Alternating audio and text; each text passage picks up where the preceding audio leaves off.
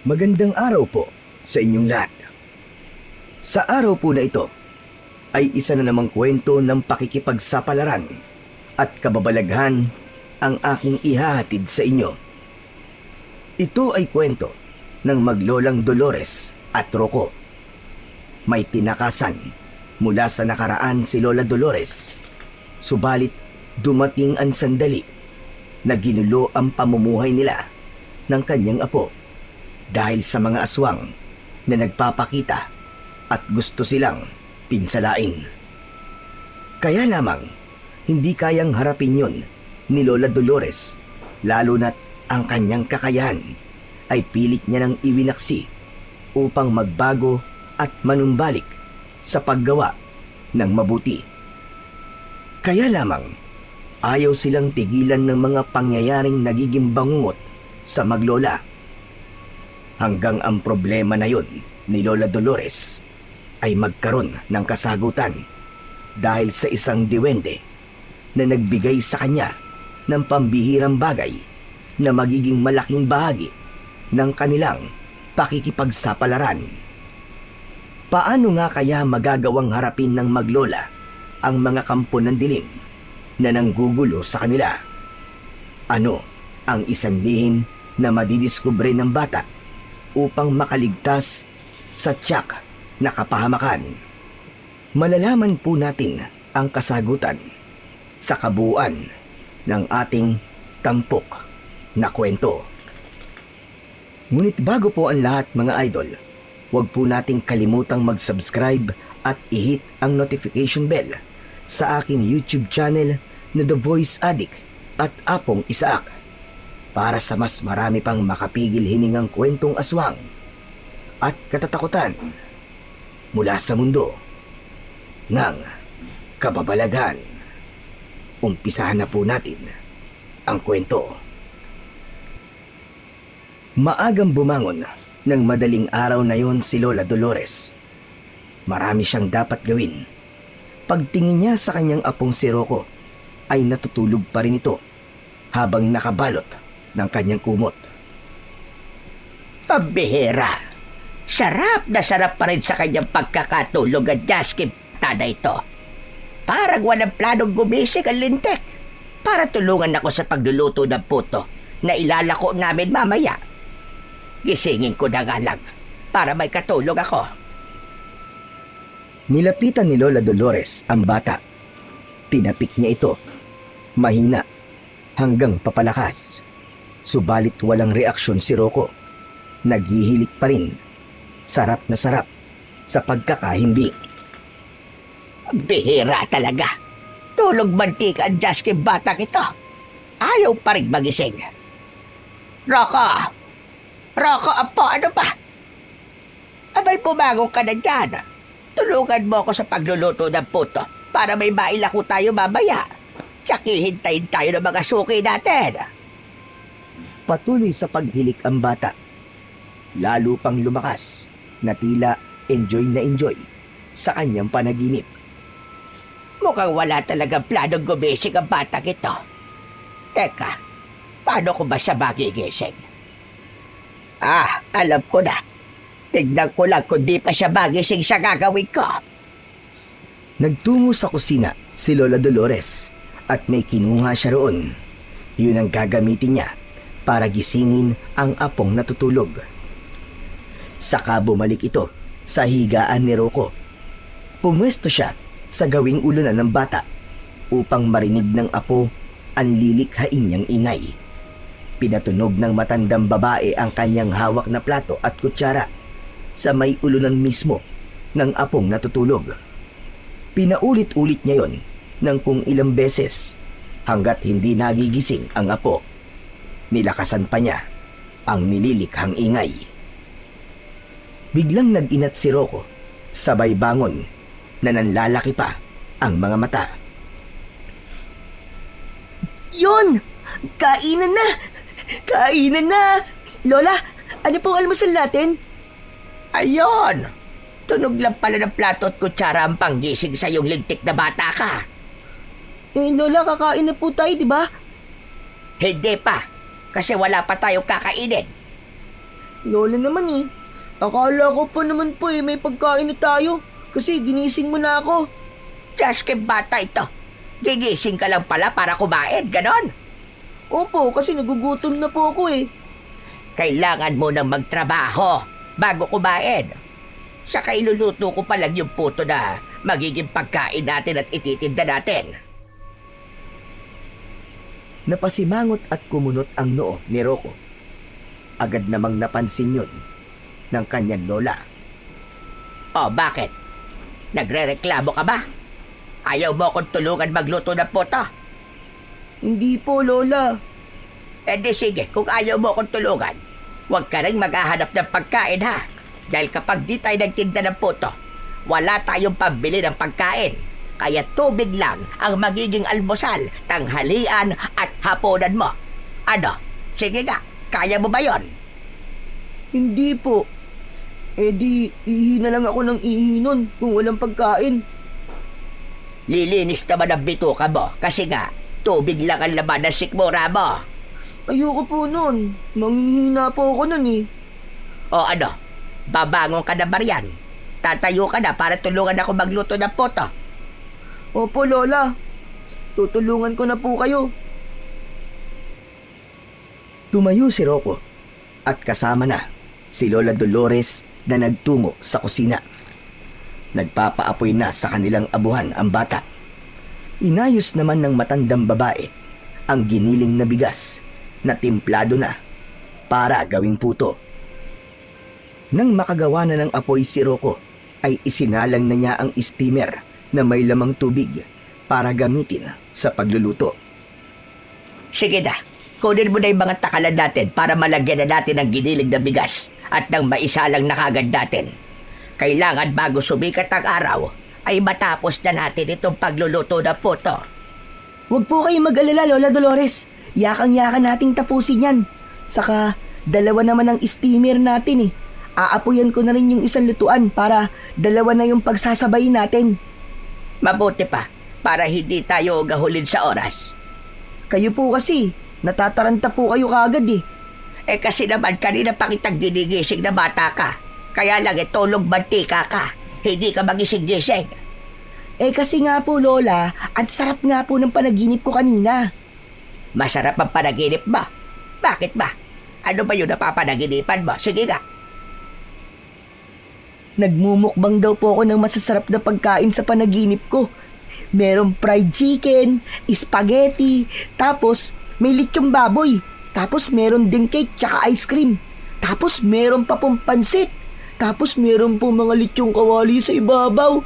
Ang sarap. Tsaka meron din pong maraming prutas na paborito ko. Nako, nakakaumay naman pala ang panaginip mo na yan. Ano po bang nakakaumay dun? Ang sarap nga po eh. Kaya lang, bigla ako nalungkot kasi nung lalantakan ko na, nung mumukbangin ko na, bigla na lang may tumunog na kampana. Tapos 2 oras para kumain. Yung pala, kayo ang may kagagawan nun. Pinatunog nyo sa tenga ko ang pinggan tsaka kutsara. Kayo talaga, Lola, oh. Eh kasi nga, para magising ka. Nagising nga ako. Kaya lang, hindi naman ako nakakain. Kaya gutom na gutom ako pagising ko eh. Kaya nga, tatapusin na natin ang pagluluto nitong puto para mamaya pwede ka na rin kumain. Puto na naman po ang almusal ko. O bakit nagrereklamo ka na ba? Kung gusto mo, huwag ka na lang kumain. Madali lang naman yon. Joke lang po pala, Lola. Siyempre, kakain pa rin po ako ng putong luto nyo. Ang sarap kaya ng puto nyo, Lola.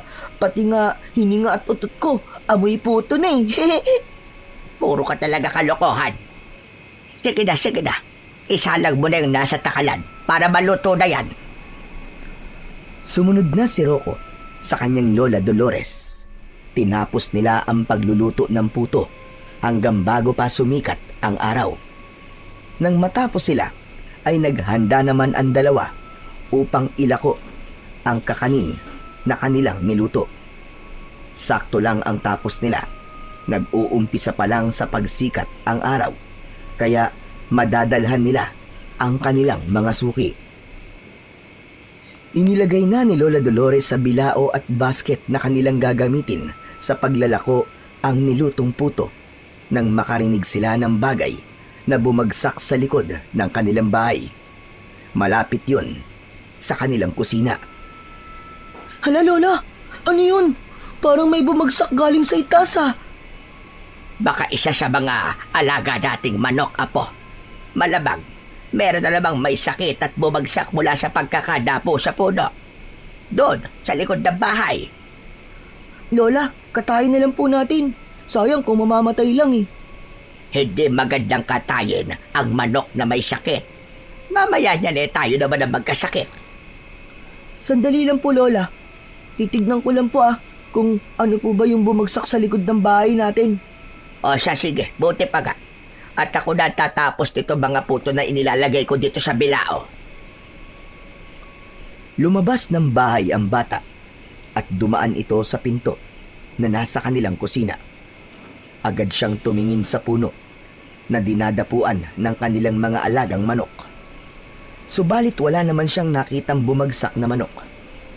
Kaya naman, iginala ni Rocco ang kanyang paningin sa buong paligid. Ngunit wala pa rin siyang nakita. At dahil wala ngang nakita na kahit na ano ang bata, kaya nagpasya na siyang bumalik sa loob ng kanilang bahay.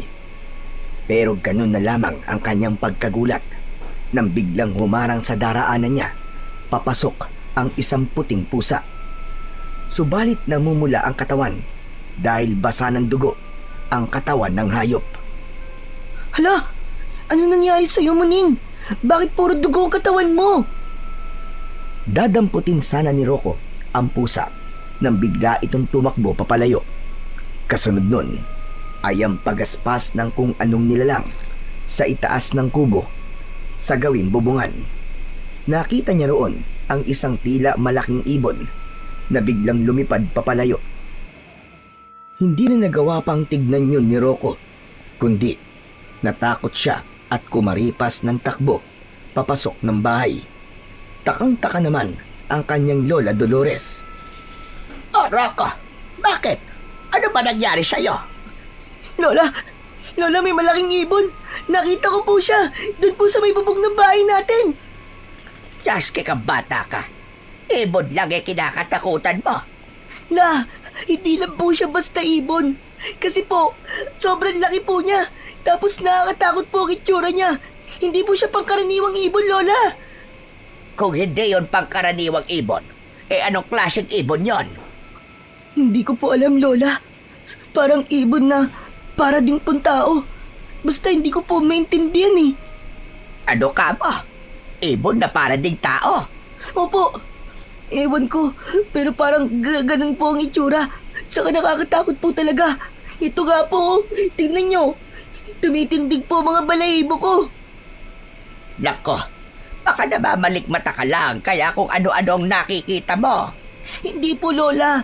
Basta parang taong ibon po na nakakatakot. Hay nako, tulungan mo na lang ako. Alisin mo na sa isip mo yan. Baka namalik mata ka lang. Tara na, at kailangan na nating mailako itong niluto nating puto. Ayoko po. Natatakot po ako eh. Huwag po muna tayo maglako ng puto. Baka mamaya bigla tayong atakihin ng nilalang na nakita ko kanina eh. Baka nandyan pa po siya eh. Naduduwag ka. Paano po kung may gawin siyang masama sa atin? Ikaw talaga. Kung ano-anong iniisip mo. Sige na, tulungan mo na akong bitbitin itong paninda. Ikaw na ang magbitbit nitong basket. At nang mailako na natin ito. At nang hindi tayo tanghaliin. Tara na. Pero Lola, sabi ko nga po sa inyo eh. May nakita po akong parang taong ibon na nakakatakot dun sa labas eh. Walang mangyayari sa atin kung papairalin mo yung kaduwagan mo, Rocco. Tara na. At mas kailangan natin ng kumita kesa ang matakot. Saka mas nakakatakot ang magutom. Ikaw rin. Wala tayong pambili ng pagkain. Gusto mo bang pumayat? Sige na nga po. Bahala na nga si Batman. Saka Apo, kasama mo naman ako. Sa tingin mo ba'y pababayaan kita? Siyempre hindi. Ako bahala sa'yo. Kapag nagpakita yung nilalang na sinasabi mo, di bigyan natin ng puto. Baka nagugutom lang yon at gustong makatikim ng niluto nating kakanin. Si Lola talaga oh. Nagawa pang magbiro eh. Apo, inaalis ko lamang ang takot na nararamdaman mo. Kaya buhatin mo yung basket at nang makaalis na tayo. Bagamat may takot at pag-aalala si Rocco, ay wala siyang nagawa, kundi ang sundin ang kanyang lola Dolores. Binuhat na niya ang basket at sumunod na sa kanyang lola na nauna ng lumabas ng bahay. Ibinilin ng kanyang lola na isara ang pinto. Pagkalabas na ginawa naman ng bata. Kung akala ni Rocco ay baliwala lang sa kanyang lola ang sinabi niya tungkol sa nilalang na nakita niyang lumipad sa bubong ng bahay, ay nagkakamali ng iniisip ang bata. Dahil habang naglalakad sila at naglalako ng puto, ay hindi yun maalis sa isipan ng matandang babae. Kanya ring ipinagtataka kung anong klase ng nilalang ang nakitang yun ng kanyang apo. Alam niyang hindi yun isang ibon.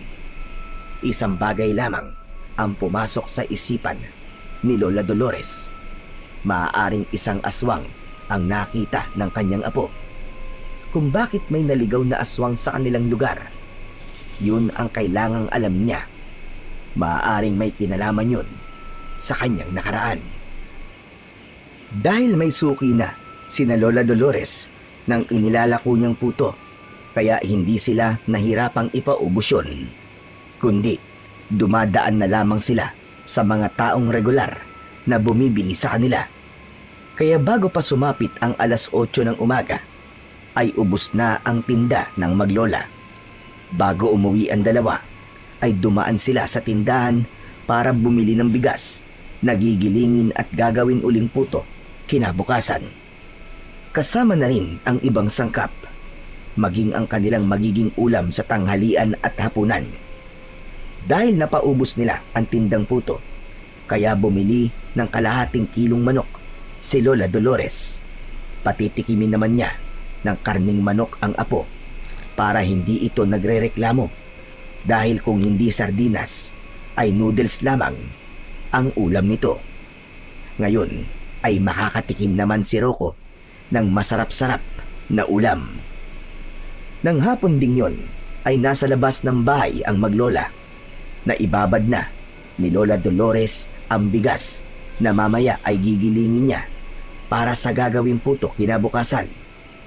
Nakaupo ang matandang babae sa isang upuan sa likod ng bahay nang kalabitin siya ng kanyang apo na si Rocco. Oh, apo, ano yon?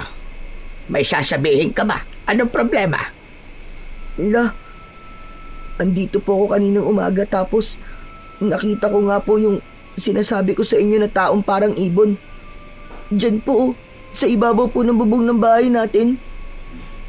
Hayang ka na naman eh. Lola, totoo po kasi yun eh. Hindi po joke yun. Talaga pong nakita ko talaga siya. Kitang-kita po ng dalawang mga mata ko. Sabi ko nga sa'yo, apo, kalimutan mo na yon. Baka nagkamali ka lamang ng tingin. La, malinaw po ang mga mata ko. Apo, huwag mo nang isipin yon. Kung anong malaking ibon lang ang naligaw dito at yun ang nakita mo. Suya talaga tong si Lolo. Ayaw maniwala sa akin eh. Sinasadya ni Lola Dolores na hindi sumang-ayon sa sinasabi ng apo, dahil ayaw niya ring maging matatakotin ito. Mas maigi na maniwala si Rocco na namalikmata lang siya. Ngunit sa isipan ng matandang babae ay sigurado siya kung ano ang nakitang yon ng kanyang apo. Ayaw niya lang sabihin yon para hindi na rin magulo pa ang isipan ng bata. Kaya lang, walang katiyakan kung hanggang saan niya mapapaniwala ang apo na baliwala lang ang nakita nito. Nasa labas ng kanilang bahay ang maglola nang mula sa kabilang dako ng kanilang bahay. Doon sa gawing harapan ay may tumawag kay Lola Dolores.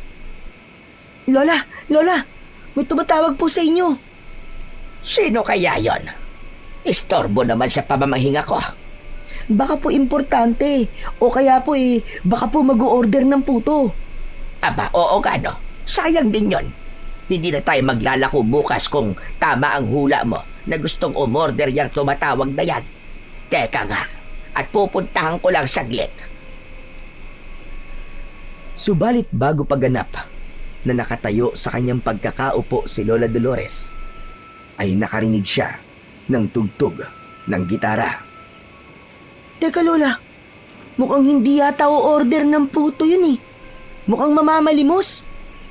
Mamamalimos? Aba, sa dami ng hihinga ng limos ay dito pa sa bahay natin. Baka po barya lang naman ang kailangan, Lola eh. Saka di po ba, malapit na rin po ang piyesta dito sa atin. Minsan, may mga dumadayo rito para mamalimos eh. Hala, sige. Buti pa ikaw na lamang ang pumunta, Rocco. Sabihin mo patawad dahil wala pa tayong pera sa kayon. Subalit bago papuntahan ng bata ang tumutugtog ng gitara, ay nagsimula na itong umawit ng pangharana.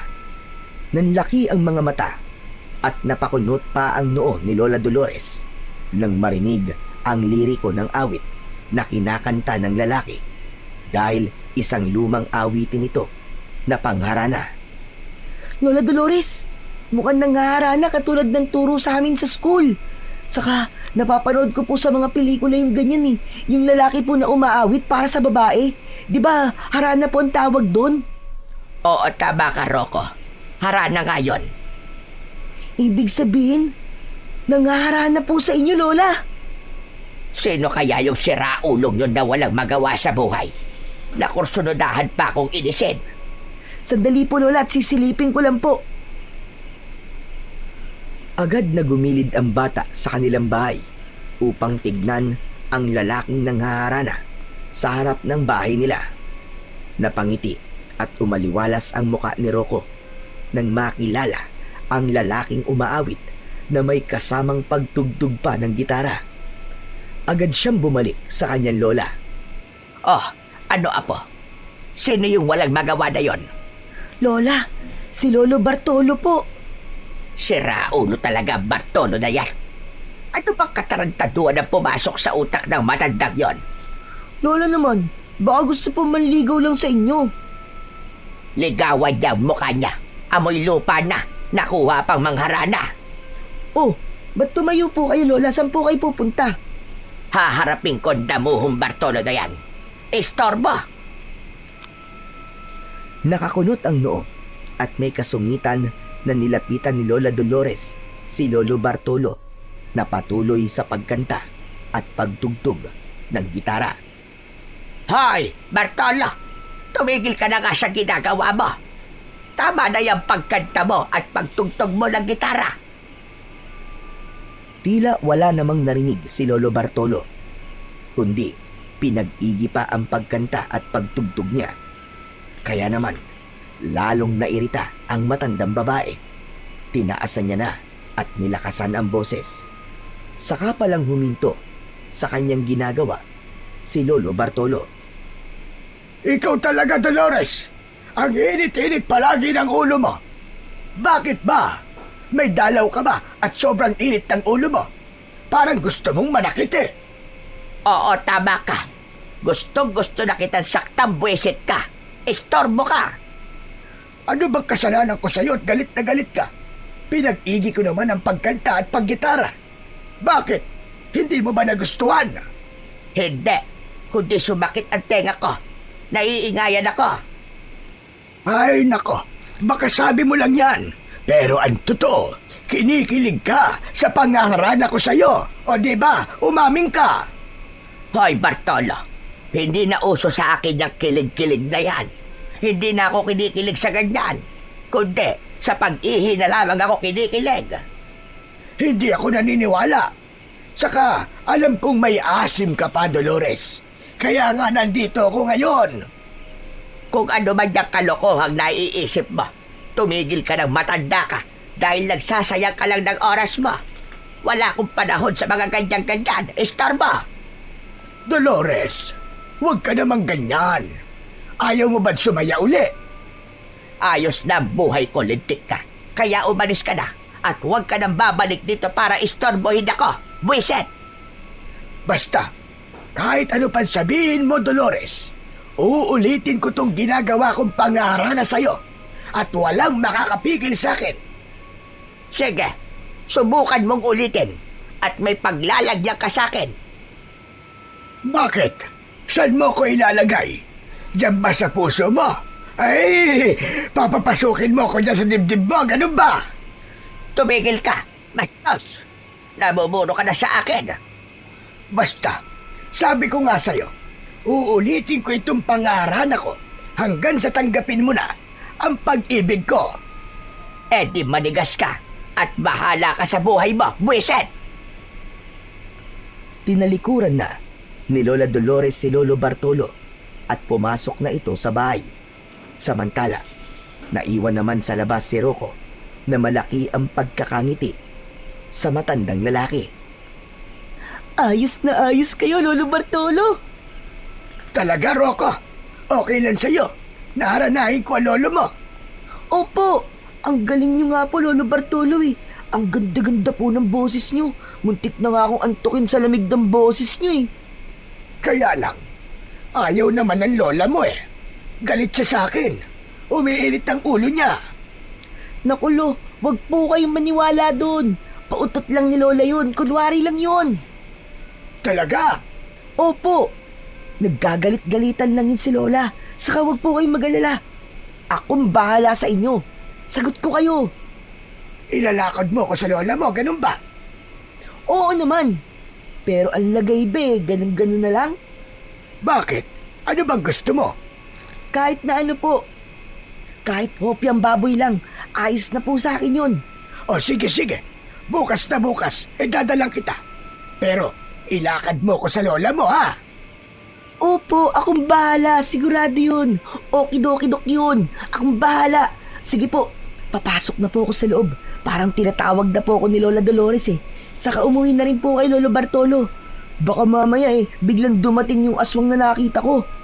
Ano ka mo? May aswang ka nakita? Ewan ko lang po basta may nakita po ako eh. Taong ibon po na parang aswang. Aba, baka nga aswang yon. Di ibig sabihin, kailangan yon tulong ko. Ano po? Kayo po ang harap sa aswang kapag nagpakita siya, ganun po ba? Oo naman. Para sa Lola Dolores mo, handa akong harapin ang kahit na anong aswang. Biglang nagulat si Rocco sa pagsigaw ng kanyang Lola Dolores. Naku po, sige na po Lolo Bartolo. Tinatawag na po ako ng aswang ni Lola Dolores ko pala. Papasok na po ako sa bahay. Pero yung sabi nyo yung pinangako yung hopyang baboy hihintayin ko po yung bukas Pumasok na sa loob ng bahay si Rocco. Masama ang tingin sa kanya ng kanyang Lola Dolores. Ikaw na bata ka. Ba't ang tagal-tagal mo pumasok? Ano pag ginawa mo sa labas? Nag-usap lang po kami ni Lolo Bartolo. Ano na ba pinag-usapan nyo? Wala po kung ano-ano lang po. Kabata-bata mo marunong ka na makipagkismisan. Lola, nag-usap lang naman po kami. Pero Lola, may tanong po ako sa inyo. Ano naman yon? Ba't naman kayo nagalit kay Lolo Bartolo? Mabait naman po siya. Nakita mo yung ginawa niya, di ba? Nanliligaw ang hinayupak. Pwede naman po kayong ligawan, di ba? Kasi wala naman po kayong asawa. Saka, pwede ko po maging totoong lolo si Lolo Bartolo pag nagkataon.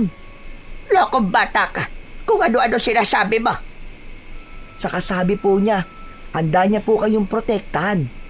Saan daw niya ako poprotektahan, Ber? Sa aswang. Sabi ko po kasi, may naligaw po na aswang dito sa atin, nakita ko. Ikaw talaga na bata ka. Ang tabil mo talaga. Saka sabi ko nga sa'yo, wala lang yun nakita mo. Namalikmata ka lang. Pero Lola, totoo po talaga yun. Kaya nga kung hindi po yung taong ibon, tsak po ko na aswang yun eh. Kaya lang, bakit kaya may gumagalang aswang dito sa lugar natin, no? Ano po kaya ang plano niyang gawin? Buong akala ni Lola Dolores ay napaniwala na niya si Rocco na baliwala lang ang nakita nito nung nakaraang araw. Kaya lamang tumatak na pala sa isip ng bata na isang aswang ang nakita niya. ito na lamang ang nasabi ni Lola Dolores sa kanyang isipan. Ang pagsulpot ng aswang na yon na nakita ng apo ko ay hindi nagkataon lamang.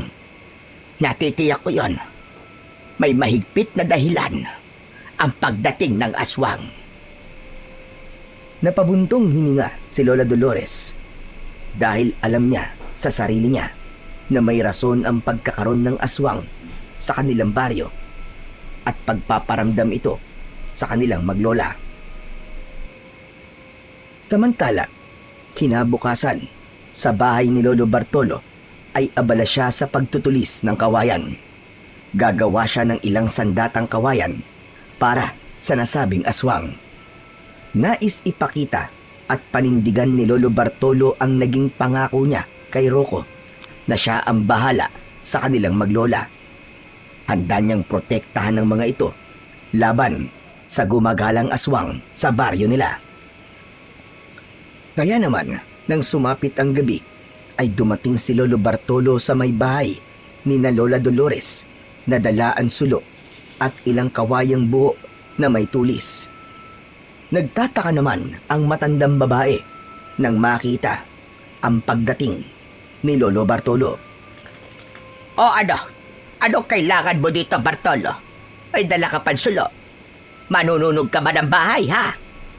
Dolores, tanglaw ko ito para makita ko ang aswang na yon. Ano ka mo? Anong aswang? Nabanggit sa akin ni Rocco, kaya nandito ko para bantayan kayong dalawa. Pati ikaw ay nagpapaniwala kay Rocco. Eh, bata yon. Dolores, bata nga si Rocco, pero alam kong hindi siya nagsisinungaling. Saka nakikita mo siguro may dala akong matutulis na kawayan. Saka ito, may kwintas rin akong bawang. Ay siya nga pala, ibibigay ko sa itong isang kwintas na bawang para maging proteksyon mo.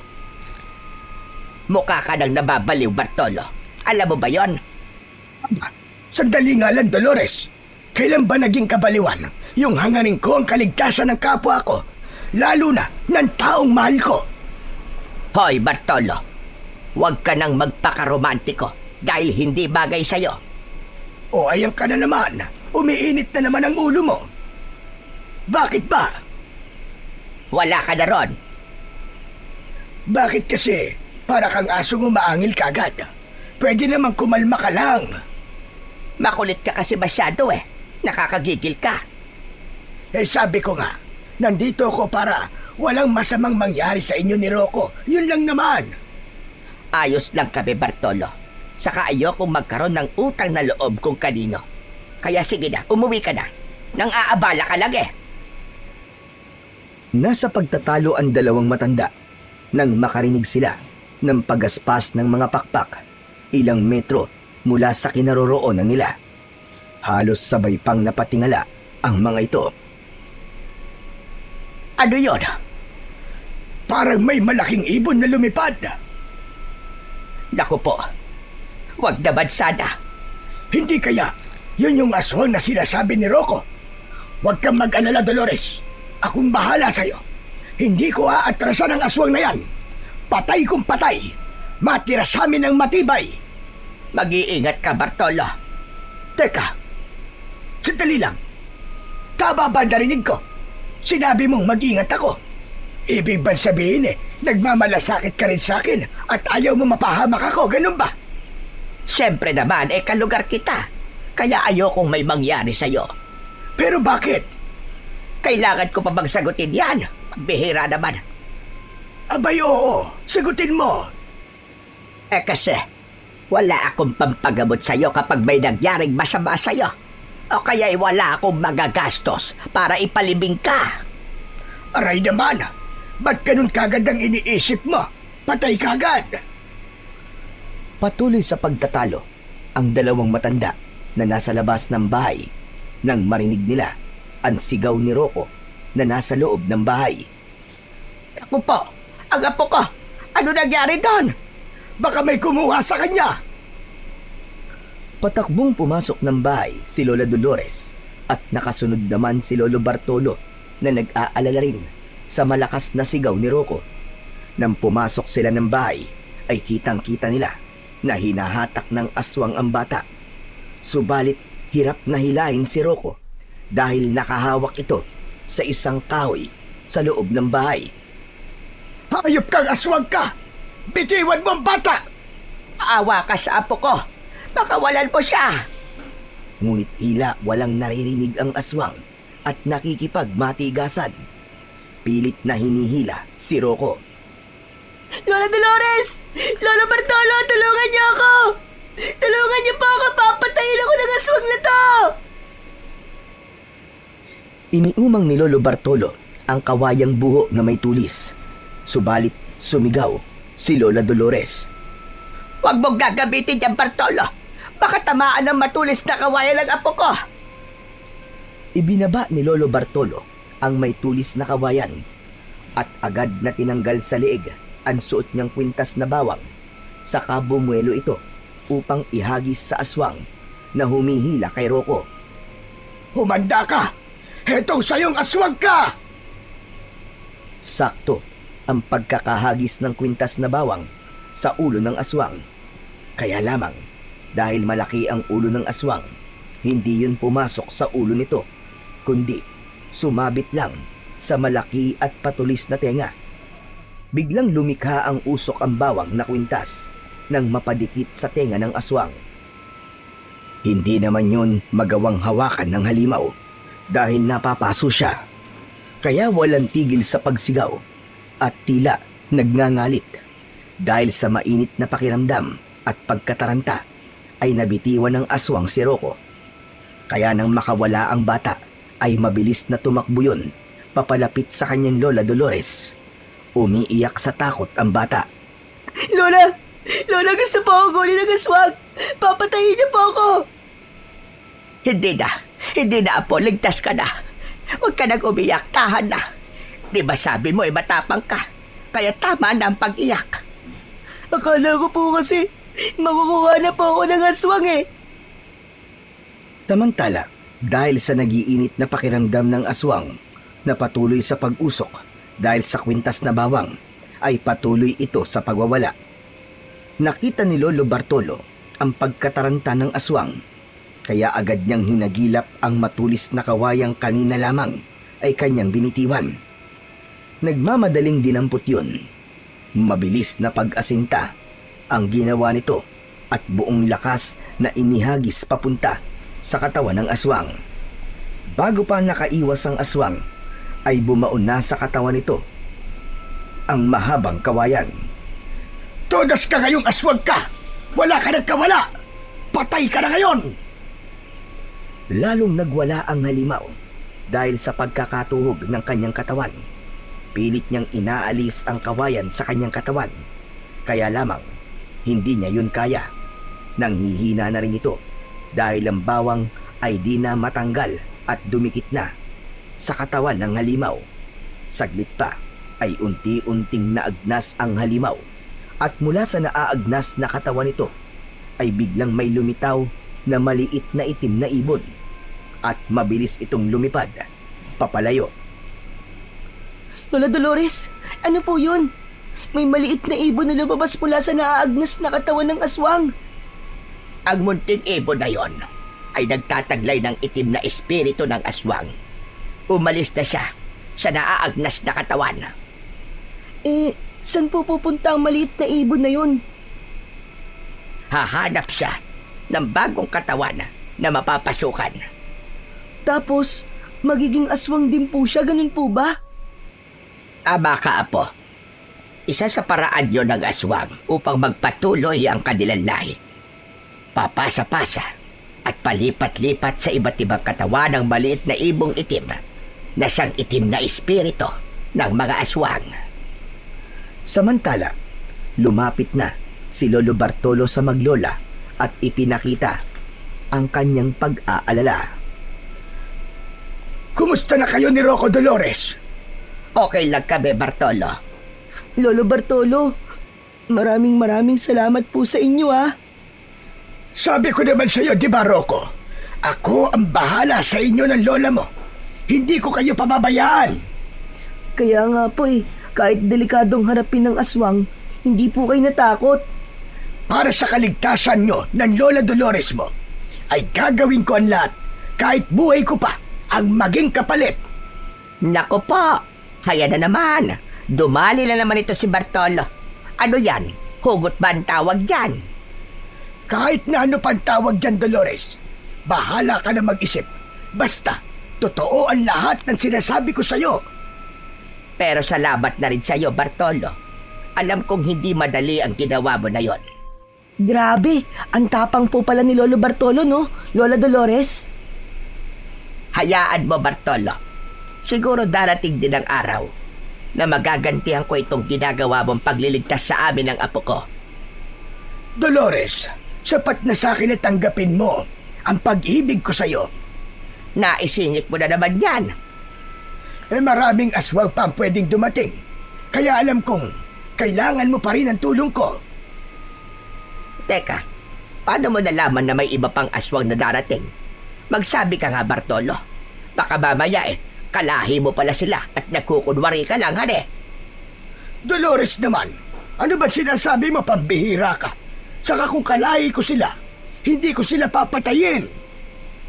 Malay ko ba kung pakana nyo lang yon para nilangin kami ng apo ko? Ano ka ba naman, Dolores? Hindi nila ako kauri. Gaya mo ay pangkaraniwang tao rin ako. Pero, hindi tayo tao. Ang gulo mo rin kausap, Bartolo. Ano ba sinasabi mong hindi tayo tao? Kung hindi tayo tao, ano tayo? Hindi tayo tao, Dolores. Dahil, bagay tayo. Boom! Ang tindi mo talaga, Lolo Bartolo. Lodi na talaga kita. Ang husay ng pagkakabanat mo na yun, ah. Ay, nako. Kaya tayo pinupunta ng aswang dahil sa kakordehan mo, Bartolo. Maanong umuwi ka na nga? Salamat na lang uli sa pagliligtas mo sa aking apo. O basta, andito lang ako palagi, aking Dolores. Handang maglingkod sa'yo. Magpakailanman. Bago tuluyang tumalikod si Lolo Bartolo, ay nagpakawala pa ng flying kiss ang matandang lalaki. Kaya lamang, biglang yumuko si Lola Dolores. Lola, ano pong ginagawa nyo? Ba't yumuko po kayo? Hindi mo ba nakita na nagpadala ng flying kiss ang damuho na yon? Iniwasan ko lang. Paano kung tinamaan ako ng flying kiss niya? Baka mauto niya ako. Ay nako, ang lola ko talaga, oo. Ang dami niyong dahilan. Mabait naman po si Lolo Bartolo, ah. Pero pinapahirapan niyo pa. Kayo talaga. Apo, ganun talaga. Saka hindi ako babaeng kalad-karin at madaling makuha. Kaya pahihirapan ko muna yang si Bartolo kung talagang seryoso siya. Eh di sige po, kayo pong bahala.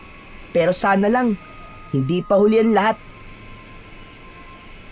Napakunot ang noo at napailing na lamang ang batang si Rocco dahil hindi rin siya pabor na pahirapan pa ng kanyang Lola Dolores, si Lolo Bartolo, na sa tingin naman niya ay napakabait at mahal ang kanyang lola.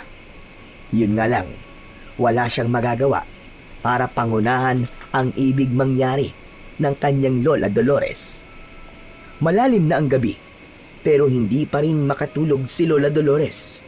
Paulit-ulit na lumiligalig sa isipan niya ang nangyari kanina. Ang naging pagsalakay ng aswang na mabuti na lamang at naroon si Lolo Bartolo at tinulungan siya. Kanina ay tila sinisisi ni Lola Dolores ang matandang lalaki na baka may alam sa naging pagsalakay ng aswang. Ang bagay na yon ay sinabi lang niya, subalit wala yung katotohanan. Dahil ang katotohanan ay siya ang tunay na may dahilan at nakakaalam ng ginagawang panggugulo ng aswang. Si Lola Dolores ang tunay na rason ng ginawang pag-atake ng aswang. Siya ang tunay na pinuntirya nito. Hindi niya maikakailayon dahil yun sa kanyang nakaraan na pinagsisikapan na niyang talikuran. Minsan pa ay nanumbalik sa isipan ni Lola Dolores ang isang masakit na kahapon. Isang albularya si Lola Dolores. gumagamot ng mga may sakit at tumutulong sa mga taong nangangailangan ng kanyang serbisyo. Ang kanyang taglay na kakayahan ay minana pa at naituro ng kanyang ninuno. Subalit nagbago ang lahat sa kanya nang nagkaroon siya ng matinding galit sa kanyang puso. Dahil yun sa ginawang panggagahasa sa kanyang kaisa-isang anak na si Rodelia, na tanging alaala ng kanyang namatay na asawa. Nasira ang buhay at mga pangarap ng kanyang anak. Halos masiraan ito ng bait. Inalagaan niya ang kanyang anak nang ito ay magdalang tao. Ipinagbuntis nito ang ngayon ay apo niyang si Rocco. Kaya nga lamang nang isilang ang sanggol ay namatay din si Rodelia. Ang galit sa puso ni Lola Dolores ay umapoy at naging matinding puot, lalo na nang makakuha siya ng impormasyon kung sino ang gumahasa sa kanyang anak. Napag-alaman ni Lola Dolores na ang gumahasa sa kanyang anak ay isang aswang at kinatatakutan ang lahi nito. Alam ni Lola Dolores na hindi madali upang paghigantihan niya ang nasabing nilalang na lumapastangan sa kanyang anak. Kaya ang tanging ginawa niya upang matiyak na magagawa niyang paghigantihan ang nilalang na yon ay tumawag siya sa pinuno ng kadiliman. Nakipagkasundo siya rito, humingi ng malakas na kapangyarihan sa pambabarang at ang magiging kapalit ay ang kanyang kaluluwa. Pinagbigyan siya ng pinuno ng kadiliman. Ibinigay sa kanya ang lakas na kailangan sa pambabarang. Ang dating isang mahusay na albularya ay naging mambabarang na handang pumatay at magbigay ng salot sa ibang tao. Kaya naman, nagawa niyang patayin ng aswang na gumahasa sa kanyang anak. Subalit ang naging kamatayan ng lalaking aswang ay naging mitya naman upang hindi na matahimik ang buhay ni Lola Dolores. Ibig siyang gantihan ng lahi nito. Kaya nang magkaroon siya ng pagkakataon, ay umalis siya sa lugar na kanyang kinalakihan. Tumakas siya kasama ang apo upang lumayo sa lahi ng aswang na humahanap sa kanya. Iniwan na rin niya ang pagiging mambabarang. Ngunit kahit hindi na siya gumagawa ng pambabarang, ay hindi pa rin niya maitatago na ang kanyang kaluluwa ay nakasangla na sa kadiliman. Kapag dumating ang sandali ng kanyang kamatayan, ay kukunin yun ng kadiliman gaya ng kanyang pakikipagkasundo. Isa yun sa bagay na ibig na niyang bawiin. Kaya nga lang, hindi niya alam kung paano yun gagawin.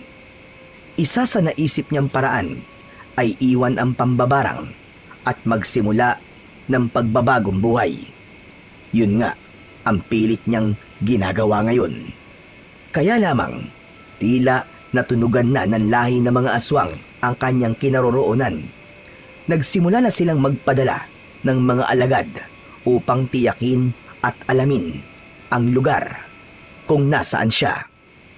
Dahil doon ay hindi lang ang buhay niya ang malalagay sa panganib, kundi ang maging ang buhay ng kanyang apo, ang kanyang apong si Rocco na itinuturing niyang yaman.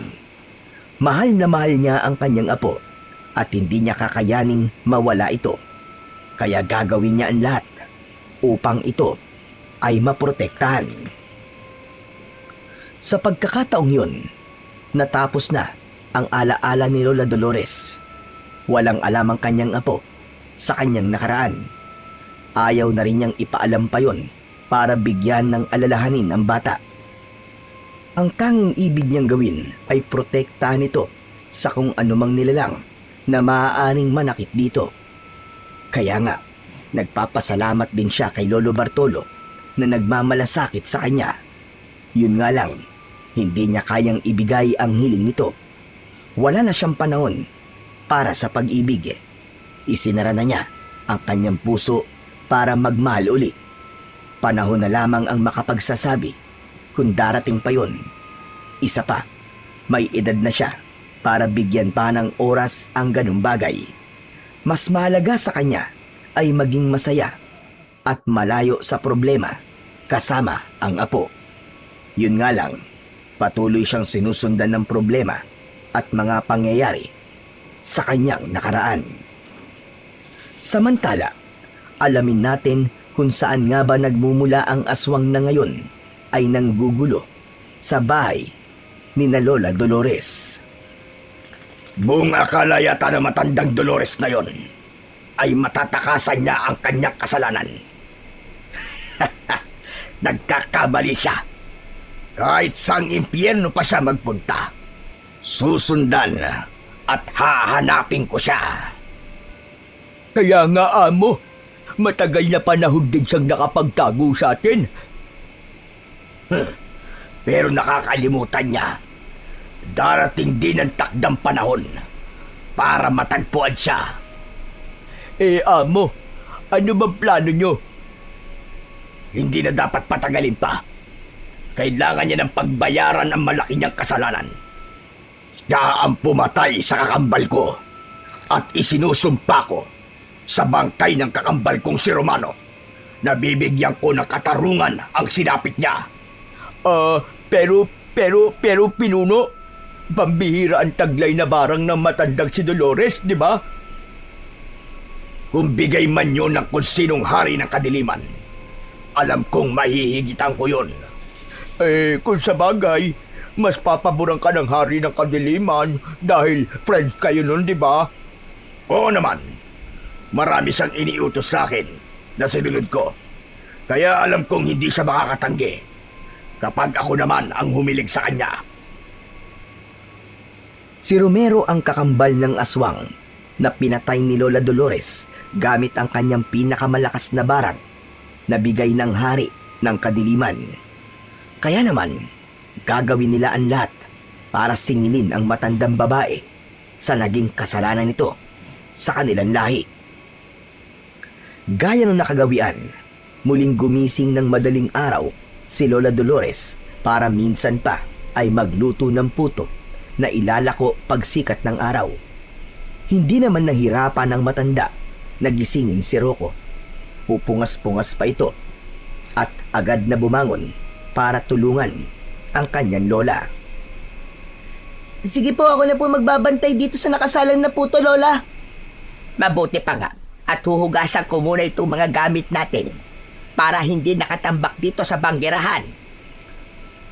Lola, sana po wala na pong dumating na aswang. Hindi natin sigurado, apo. Lola, bakit parang tayo yata ang favorite ng punta ng aswang na yun? Wala kasi ako nababalitaan na pumupunta rin sila sa ibang bahay. Baka nga, mas mabango ang dugo natin kesa sa mga kapitbahay natin, kaya ganon. Lola naman seryoso ako eh. Hindi ko rin alam, apo, kung bakit ganon. Gustong panindigan ni Lola Dolores na wala siyang sasabihin na kahit na ano sa kanyang apo. Hindi na niya kailangang ipaalam na siya ang tunay na rason ng pagpapakita ng aswang. Ipinagpatuloy ni Rocco ang pagluluto ng puto, samantalang naging abala naman si Lola Dolores sa paghuhugas ng mga gamit sa kusina. Maya-maya pa ay nakarinig sila ng kaluskos sa likod ng kanilang bahay. Medyo madilim ang paligid nun. Naging maramot ang buwan para magbigay ng konting liwanag. Napahinto si Lola Dolores sa kanyang ginagawa. Napatingin naman si Rocco sa kanyang lola. Lola, ano po yun? Hindi ko rin alam, apo. Hindi kaya may aswang na naman dumating, Lola? Mahabagin langit. Talagang hindi yata tayo titigilan ng mga lintik na yan. Lola, nakita ko po yung ginamit ni Lolo Bartolo dun sa aswang. Di ba, bawang lang naman yun? Bakit? Anong plano mo, apo? Hahagisan ko po ng bawang yung aswang. Kaya lang, ubus na pala ang bawang natin eh. Hindi ka na natatakot sa aswang? Hindi na po, Lola. Sabi niyo po sa akin, kailangan maging matapang ako, di ba? Tama yan, apo. Pero dahil wala na tayong bawang, asin na lang ang gamitin natin. Maaari din ang asin. Marami pa tayong asin. Agad na dinampot ni Rocco ang garapon ng asin. La, tara na po. Puntahan natin sa labas yung aswang. Tsak, uusok din siya kapag sinabuyan natin ang asin.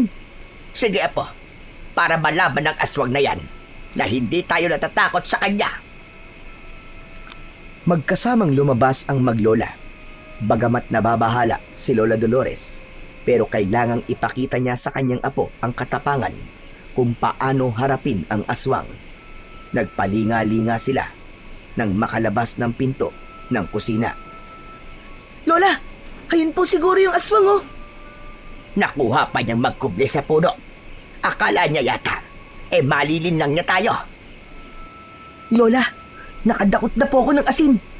Akin na ang garapon. Dadakot din ako. Tapos dahan-dahan tayong lalapit sa aswang na yon na nagtatago. Plano siguro tayong lansihin pa bago atakihin. Tara, Lola, lapitan na po natin. Pagkasabi kong saboy, isaboy mo kagad ang dakot mong asin, hane? Opo, ready na po ako. Dahan-dahang lumapit ang maglola sa nakita nilang nagkukubling aswang. Nang magbigay ng hudyat si Lola Dolores, ay sabay nilang isinaboy ang asin sa nakita nilang nilalang na nagkukubli sa likod ng malaking puno. Subalit hindi umusok ang katawan nito, kundi nagtatatalon lamang. Nagtaka ang maglola, lalo na nang makilala nila kung sino ang nagkukubli na yon sa may puno. Naku naman, Dolores! Pambihira ka! Rocco, ba't nyo naman ako sinabuyan ng asin? Anong akala nyo sa akin? Isdang inadaing? Muntik nang malagyan ng mga mata ko! Ikaw ba yan, Bartolo? Mismo, Dolores Irog! Ako nga ito! Naku po, nawaw mali kami ni Lola Dolores. Hindi pala siya aswang. Si Lolo Bartolo pala. Ano bang aswang ang sinasabi nyo? Sa gandang lalaki kong ito, napagkamalan nyo akong aswang? Wow naman! Ang bigat nyo! Kung bakit ba naman kasi nagtatago ka riyan? Alam mo namang madilim dyan sa may puno. Teka, ano po bang ginagawa niyo riyan, Lolo Bartolo? Nagbabantay! Nagbabantay o humahanap ka ng tiyempo para ako'y bosohan? Ikaw, ha? Naman! Bakit ganyan ka mag-isip, aking Dolores na Irog? Bakit ka nagtatago dyan sa dilim? Ano ba kasing dahilan? Sabi ko nga sa'yo, para magbantay. Yun ang dahilan. Binabantayan ko kayo ng apo mo. Ang bait niyo naman po, Lolo Bartolo. Diba? Promise ko nga yun. Nababantayan ko kayo ng lola mo para hindi kayo galawin ng aswang. Kung magsalita ka naman, parang kayang-kaya mo nga kaming protektahan. Di ba nagawa ko na yon? Nakalimutan mo na kagad. Salamat na lang sa pagbabantay mo, Bartolo. Ayos na kami ng apo ko. Sige na, makakauwi ka na at may ginagawa kami. Naku po, yung nakasalang natin, Rocco, baka nasobrahan na yun ang luto. Nagmamadaling pumasok sa loob ng kusina si Lola Dolores. Nakasunod naman sa kanya ang apo niyang si Rocco at Lolo Bartolo. Agad na inalis ng matandang babae ang nakasalang na puto sa steamer at pinalitan ng bago. Oh, ano yon? Ba't sumunod ka pa rito, Bartolo? Naisip ko lang na baka kailangan nyo ng tulong ko. Hindi na. Kaya na namin ng apo ko ang pagluluto nitong puto. Opo, Lolo Bartolo. Kaya na po namin to ng lola ko. Di kung ganon, sa labas na lang ako.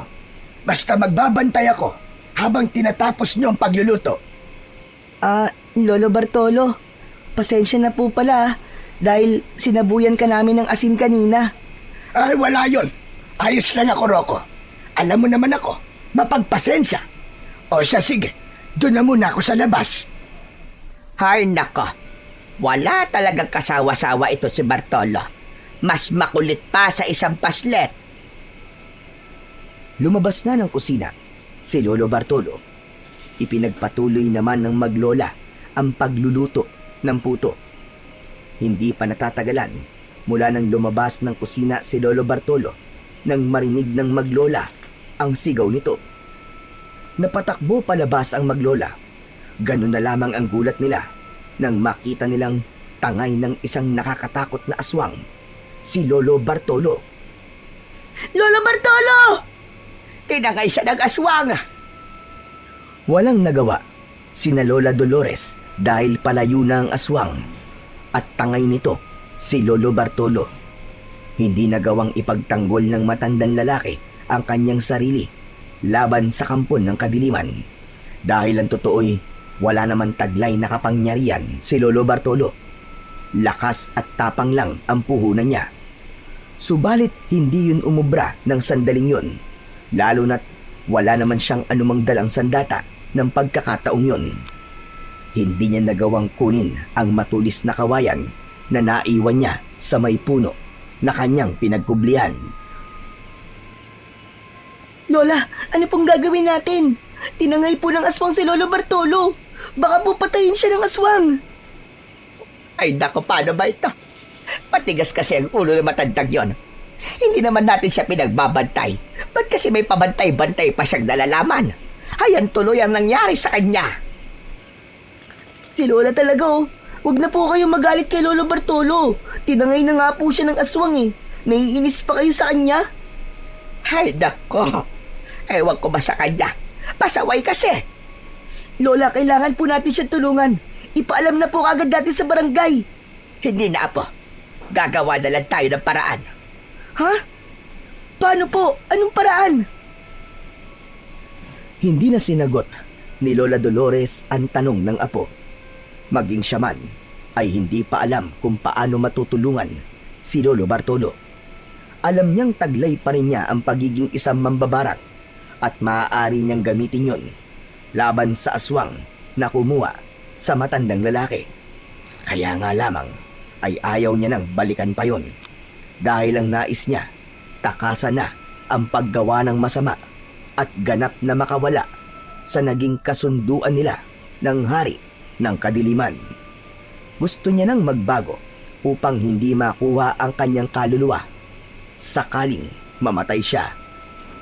Sa kabila ng mga nangyari ay kailangan magpatuloy pa rin sina Lola Dolores at Rocco sa kanilang gawain. Nang araw na yon ay galing sa paglalako ng puto ang maglola. Hindi ganun kalakas ang pagtitinda nila ng araw na yon. Kaya lumipat pa sila sa kabilang baryo upang maipaubos ang nilalako nilang puto. Masukal ang lugar na kanilang daraanan papauwi. May pag-aalala ang matandang babae na tila kinakabahan. Masukal ang lugar na kanilang kinaroroonan. Sa ganung lugar ay pwedeng bigla na lamang magpakita ang aswang na kumuha kay Lolo Bartolo. Habang naglalakad ay nagtanong si Rocco sa kanyang lola. Kumusta na po kaya si Lolo Bartolo? Kahit paano, ay nakakaawa siya, Apo. Sabi niyo po tutulungan natin siya, Lola. Oo, Apo. Hindi ko yun nakakalimutan. Eh kailan po? Paano kung patayin na po siya ng aswang? Hindi naman siguro. At malamang may dahilan kung bakit nila kinuha si Bartolo. Dapat po siguro, Lola Dolores, malaman na po natin kung saan nagtatago ang mga aswang para matulungan nating mailigtas si Lolo Bartolo. Isa lang ang paraan, Apo. Kailangan may mahuli rin tayong aswang na siyang magsasabi kung nasaan ang kanilang kuta. At tsak, naroon din si Bartolo. Maghihintay pa po tayo na may aswang uli na magpapakita sa atin, ganun po ba? Sa gayon, ay yun ang tanging paraan, Apo. Dahil kahit sabihin natin sa barangay o sa kinauukulan, wala silang magagawa, Apo. Baka nga pagtawanan pa tayo, lalo na kung sasabihin nating aswang ang kumuha kay Bartolo. Nagpatuloy sa kanilang paglalakad ang maglola nang may marinig silang tila umiiyak. Ilang metro yun mula sa kinaroroonan nila. Matinis ang tinig ng umiiyak. Nahihirapan ito, kaya napahinto sa kanilang paglalakad ang maglola at nagkatinginan. Lola, naririnig niyo po ba yun? May umiiyak po. Pero bakit ganun? Napakatinis ng tunog ng kanyang iyak. Baka kung anong nilalang po yun, Lola. Baka isang uri po ng aswang. Mukhang hindi naman, Apo. Saka umiiyak siya eh. Eh baka po umaarte lang. Tapos kapag dilapitan natin, bigla tayong aatakihin. Mas maigi pa siguro ay subukan nating hanapin ang nilalang na yon. Iginala ng maglola ang kanilang paningin sa paligid para hanapin kung saan ba galing ang naririnig nilang pag-iyak. Hanggang nakita nila ang isang bagong buwal na puno dahil nabubulok na ang pinakaugat nito. Sa lugar na yon, narinig nila ang pinagmumulan ng iyak. Lola, sa lugar na to, andito po yung umiiyak. Tama ka, Apo. Dito nga. Parang nandito sa punong nabuwal. Hinawi ng maglola ang mga dahon ng puno. Ganun na lamang ang kanilang gulat at pagtataka nang may makita silang maliit na nilalang na nadadaganan ng sanga ng nabuwal na puno. Lola, may maliit pong nilalang. Kung di ako nagkakamali, isa sa diwende, Apo. Ano? Diwende po. Kawawa naman siya. Hindi makaalis dahil naipit ng sanga ng puno. Aray! Maawa kayo sa akin! Tulungan niyo ako! Maawa kayo! Lola, humihingi siya ng tulong. Ano pong gagawin natin? Baka po kung anong gawin sa atin yan kapag tinulungan natin siya. Kulay puti ang diwending yan, Apo. Kaya alam kong isa siya mabuting diwende. Kaya tulungan mo akong iangat ang sanga ng puno na nakadagan sa kanya. Madali ka, Apo. Sige po. Sige po, Lola. Pinagtulungan ng dalawa na iangat ang sanga na kinaiipitan ng katawan ng diwende. May kabigatan yon, subalit nagtiyaga ang maglola upang maiangat yon. Nang ganap ng maiangat, ay pagapang na umalis ang diwende sa pagkakaipit sa sanga. O, hayan. Malaya ka na, puting diwende. Ligtas ka na. Parang may masakit pa rin sa kanya, Lola. Hindi. Okay na ako. Medyo masakit lang ang katawan ko. Pero mamaya lang, mawawala na ito. Sandali lamang, puting diwende. Bakit ka pala naipit sa sanga ng puno? Ano bang ginawa mo? Namamasyal ako nang biglang mabuwal ang puno. Hindi agad ako nakaiwas eh. Kaya nabagsakan ako at naipit sa sanga. Mabuti na nga lamang at hindi ako napuruhan. Baka pag nagkataon, tigok na diwende na sana ako. Teka, sandali lang. Di ba diwende ka? Dapat may kapangyarihan ka at nagawa mo makaalis sa puno. Oo, tama ka, bata. Diwende na ako. Pero may araw na mahina ang aming kapangyarihan kapag natutunaw ang buwan. Nagkataong patunaw ang buwan ngayon. Mahina ang kapangyarihan na gaya kong diwende. Kaya hindi ko magawang makaalis sa pagkakadagan ng sanga sa akin. Maraming salamat at tinulungan niyo ako. Dahil kung namalagi ako sa sitwasyon ko kanina at may dumating na itim na diwende, tsak, papatayin nila ako. Nako, buti na lang pala at narinig namin ng apo ko ang iyong pag-iyak. Kaya utang ko po sa inyo ang buhay ko. Maraming salamat sa inyong dalawa. Oo nga pala. Ako nga pala si Samiro, isang prinsipe sa aming mundo. Sa mundo ng mga diwending puti. Ako naman si Lola Dolores. At ito ang aking apo na si Rocco. Hello, Samiro. Natutuwa akong may nakilala akong diwende. Pwede bang maging kaibigan ka namin? Oo naman. Mula ngayon, ay magkaibigan na tayo. Lalo na, may malaking utang na loob ako sa inyo. Dahil iniligtas niyo ang aking buhay. Masaya rin kami, Samiro, na natulungan ka namin ng aking apo. O sige na, Samiro. Baka hinahanap ka na sa inyo. Kami uuwi na rin ng Lola Dolores ko, ha? O siya, sige. Salamat ulit sa inyo, ha. Pero hindi ito huli natin pagkikita, Rocco. Lola Dolores. Oo naman. Aasahan ko ang muli natin pagkikita. Ayos yun. Pero, bago ako umalis, gusto ko mag-iwan sa inyo ng alaala. May suot na pulseras na iba't ibang kulay ang duwende. Kumuha siya ng 2. Kulay puti yun at ibinigay sa maglola. Tig-isa sila. O heto, tanggapin nyo. Tanda ng aking pasasalamat at pagiging magkaibigan natin. Wow! Salamat dito sa regalo mong pulseras ha. Ingatan nyo yan ha, dahil makakatulong yan sa inyo. Kung gusto nyo akong makita at makausap, gamitin nyo yan para tawagin ako. At ako ay agad na lalabas. Pero sandali lamang, Samiro. Paano ba ang gagawin? Kukuskusin nyo lamang ang pulseras na bigay ko.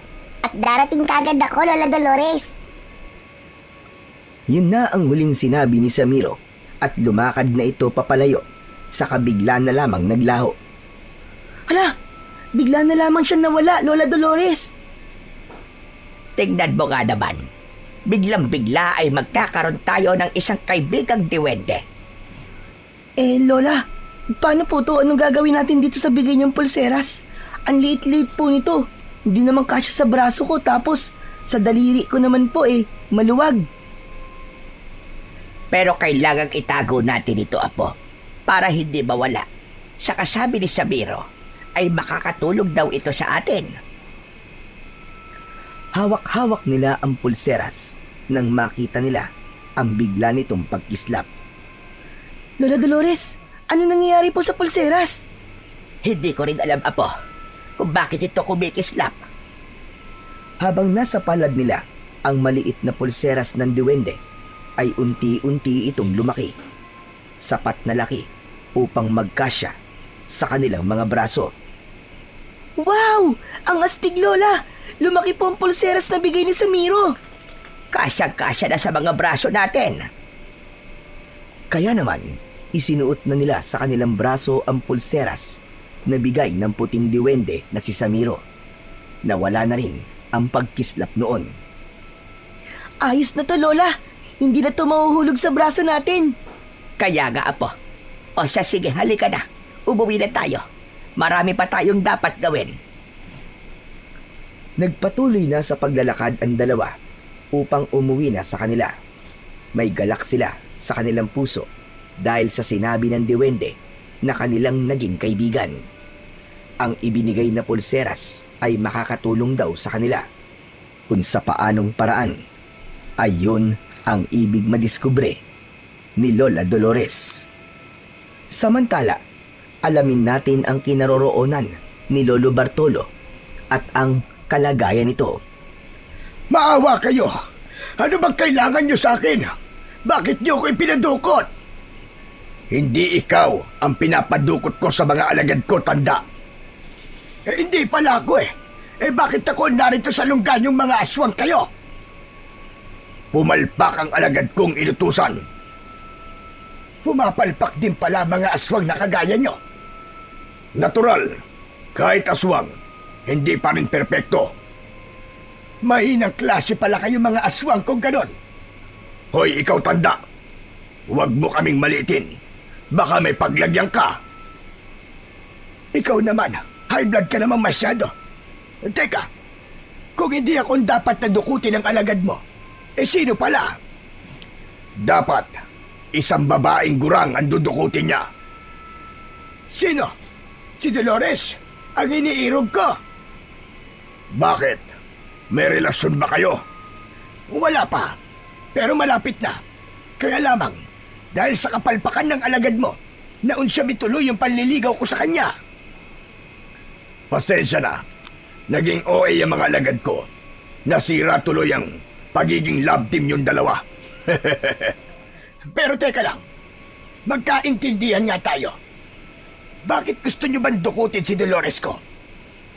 Malaki ang atraso sa akin na matandang yun. Kaya kailangan makapaghiganti ako sa kanya. Teka. Parang hindi yata ako pabor sa ibig mo, Torero.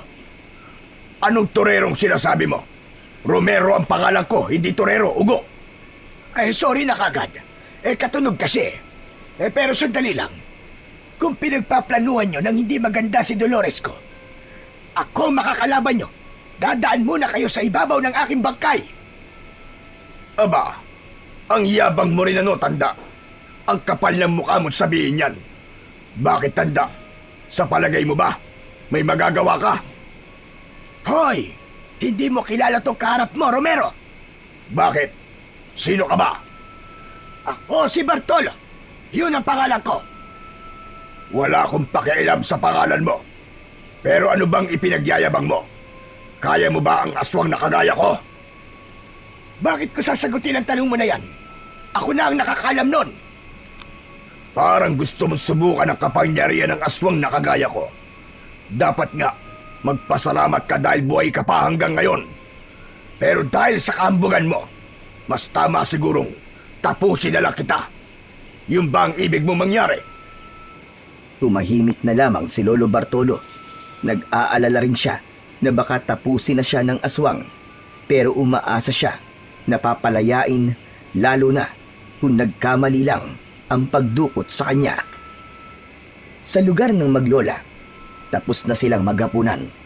Dahil linggo kinabukasan ay hindi na muna sila maglalako ng puto. Itinatalaga ni Lola Dolores ang araw ng linggo para sa kanilang pagsisimba. Isa din sa kanyang paraan upang ganap na makalaya sa kanyang maling desisyon noon. Iyon ay tuluyang makakalag sa kasunduan niya sa kadiliman. Ayaw niyang mapunta sa impyerno ang kanyang kaluluwa, bagay na ginagawa niya ng paraan habang malakas at buhay pa siya. Sa pamamagitan ng paggawa ng mabuti at pagiging malapit sa may kapal. Alam niyang makakatulong yon para makalaya sa tali ng kadiliman. Subalit nang nahihimbing na ang maglola ng gabing yon, nagulat sila sa malakas na ingay sa labas ng kanilang bahay. Ingay yun ng mga nilalang mula sa kampon ng dilim. May mga aswang na muling dumating at alam ni Lola Dolores na siya ang pakay ng mga ito. Mas marami ang mga dumating na aswang. Lola, nandito na sila. Narinig mo rin pala sila, Rocco. Opo, nagising po ako sa ingay nila eh. Kung marami sila, baka hindi na kayanin ng asin at bawang apo. Lola, ito po, yung pulseras po ni Samiro. Baka po magamit natin. Aba, oo nga, ane. Tama ka, apo. Kailangan natin subukan na magagawa ng pulseras na bigay ng kaibigan nating diwende. Gaya ng ibinili ni Samiro, dapat kuskusin ng pulseras na bigay sa kanila. Kaya yun nga ang ginawa ni Rocco. Buong diin niyang kinuskus ang suot na pulseras. Nagkaroon ng puting usok mula sa pulseras na kinuskus ng bata. Saka biglang lumitaw ang puting diwende na si Samiro. Kailangan niyo ba ang tulong ko, kaibigan? Oo, kaibigan Samiro. Tulungan mo kami ng lola ko. May mga aswang na umaatake at alam kong ako ang kanilang kailangan. Tulungan mo kami kung paano sila haharapin.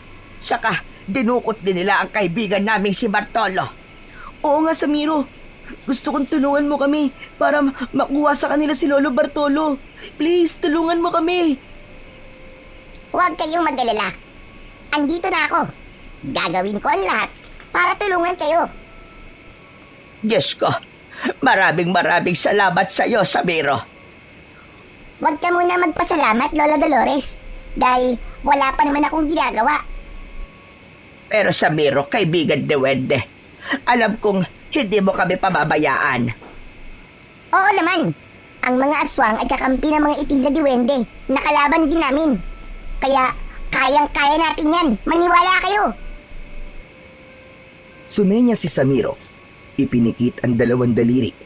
Biglang lumitaw sa harap nila ang mga armas na gagamitin nila laban sa mga aswang. Oh, hayan na. Kunin nyo ang karet at latigo na yan. Pumili kayo na kaya nyong gamitin. Agad na dinampot ni Lola Dolores ang karet, samantalang latigo naman ang kay Rocco. Ayos, pwede ito. Putol ang katawan ng aswang, natatamaan ito. Oo nga po, Lola. Ang sakin naman, tsak nasisigaw sa sakit ang aswang na mahahagupit ng latigo ko. Hindi lang yan basta armas. Dahil may sariling buhay ang mga yan. Kailangang hawakan nyo lang at sila na ang kusang gagalaw upang labanan ang mga kampo ng kadiliman. Aba, ayos na ayos pala, Lola Dolores. Halika, lumabas na tayo, Apo. Kanina pa nag-iingay ang mga aswang. Inaabangan nila ang paglabas natin. Lola, tignan nyo, si Samiro. Nawala po siya. Oo nga, ane. Talagang ganun siguro, Apo. Naglalaho ang diwende kapag naibigay na niya ang kailangan nating tulong. Saka, maaari naman siyang lumitaw uli mamaya kapag kiluskus ko tong suot natin pulseras. Magkasama ng lumabas ang maglola para harapin ng mga aswang na tila kanina pa nag-aabang sa kanila. Tanga nila ang mga sandatang ibinigay ng kaibigan nilang diwende. Tama nga ang hinala nila. Nag-aabang ang mga aswang sa labas. Mula sa madilim na bahagi ay may tumawag sa dalawa. Dolores! Rocco! Ala, Lola, si Lolo Bartolo kasama ng mga aswang. Bakit nila dinala rito? Baka ibabalik na nila. Salamat at buhay pa siya. Salamat sa Diyos. Tulungan niyo ako! Pakiusap! Baka kung anong gawin nila sa akin kapag nagtagal pa ako sa poder ng mga aswang na to! Huwag po kayo mag-alala, Lolo Bartolo. Kami po ni Lola ang bahala sa inyo. Tama nga po ko, Bartolo. Kahit naiinis ako sa kakulitan mo, tutulungan ka pa rin naming iligtas sa mga aswang na yan. Biglang sumugod sa maglola ang mga aswang nakapanalig ni Romero.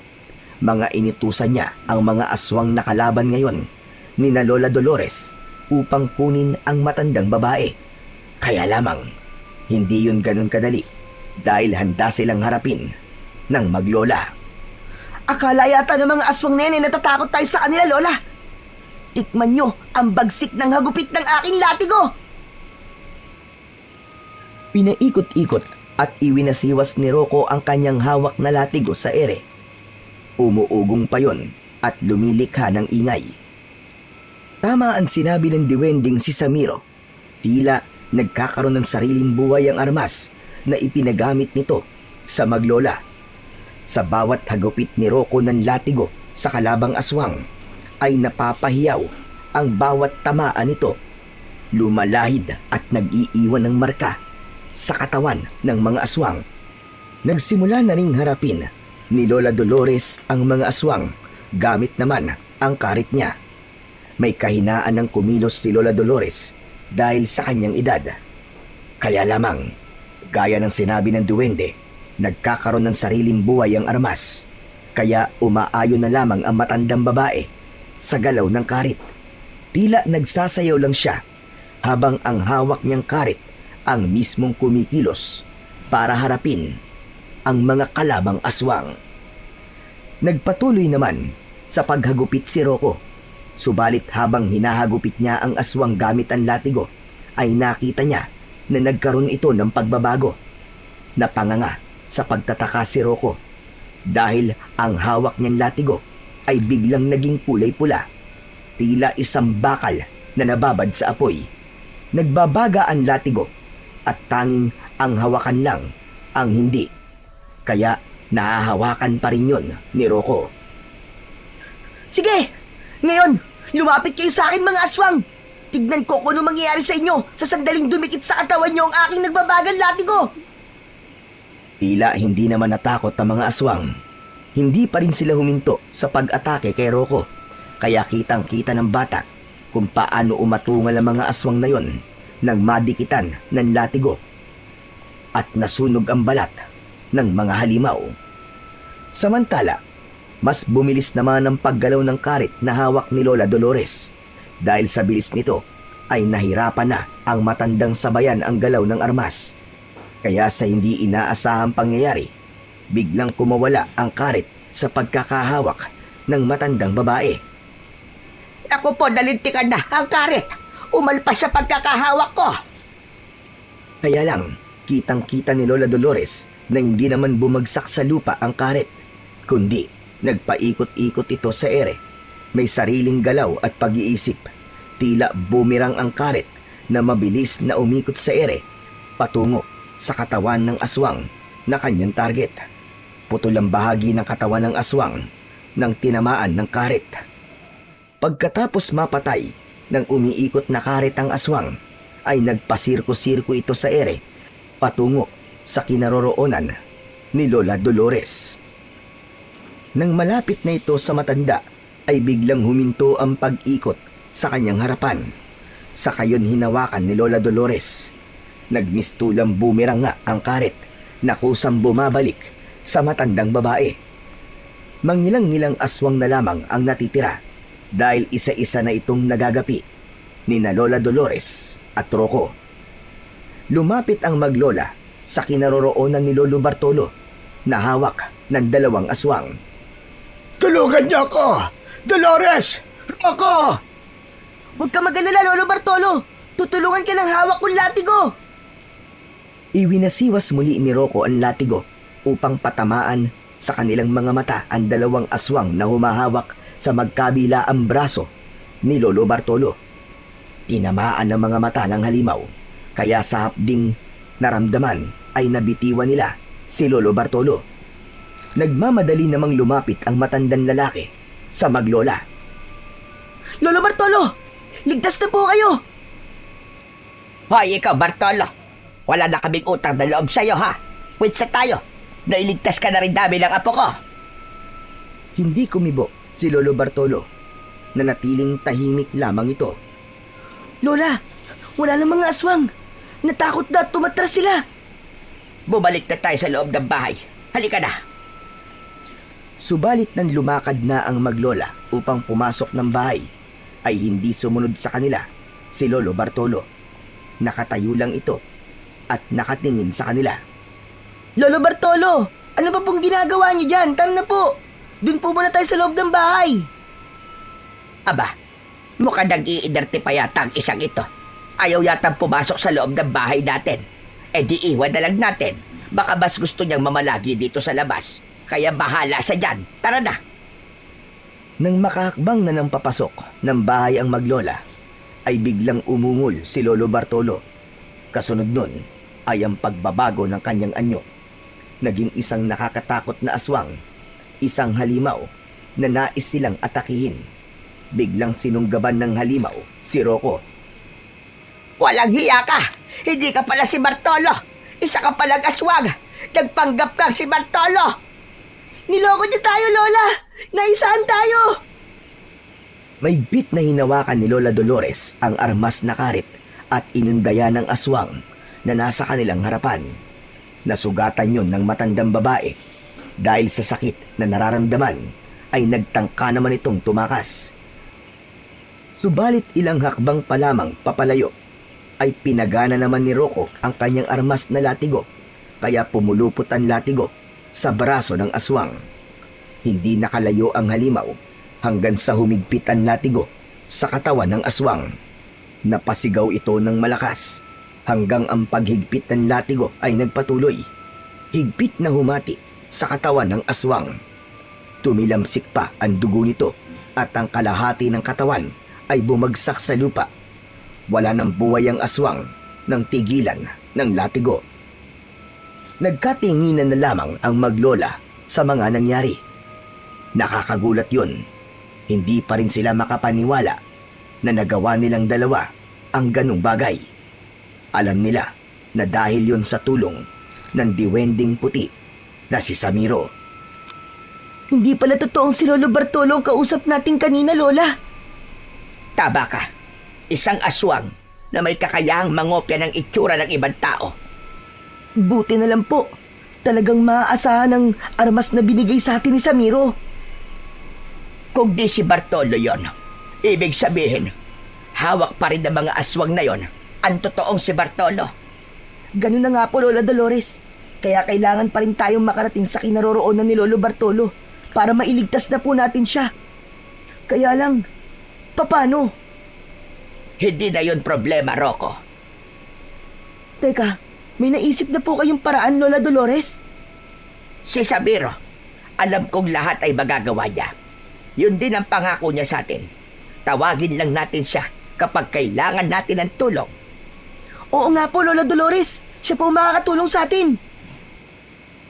Hindi na nagsayang pa ng panahon ang maglola. Ngayon naman ay si Lola Dolores ang nagkuskus ng suot niyang pulseras. Minsan pa, lumikha ng usok ang kinuskus na pulseras. Mula sa usok ay lumabas ang diwending si Samiro. Mga kaibigan, ano maipagdilingkod ko sa inyo ngayon? Samiro, kailangan namin ang tulong mo. Dapat kaming makarating sa kinaroroonan ng kapitbahay kong si Bartolo. Ililigtas namin siya, kaibigang Samiro. Madali lang yan. Masusunod, mga kaibigan. Kaya lamang, hindi ako maaaring sumama sa inyo. Delikado para sa akin. Po, delikado? Bakit po? Sapagkat nasa lugar sila na siyang lumbari ng mga duwending itim. Mahirap kung nag-iisa akong pupunta ron. Kung ganon, ay kami na lang ng apo ko ang pupunta ron, Samiro. Oo, Lola Dolores. Pero sabi ko nga sa inyo, magtiwala lang kayo sa armas na ibinigay ko. Sapat na yan para makaligtas kayo at bagapi ang mga makakaharap niyong panganib.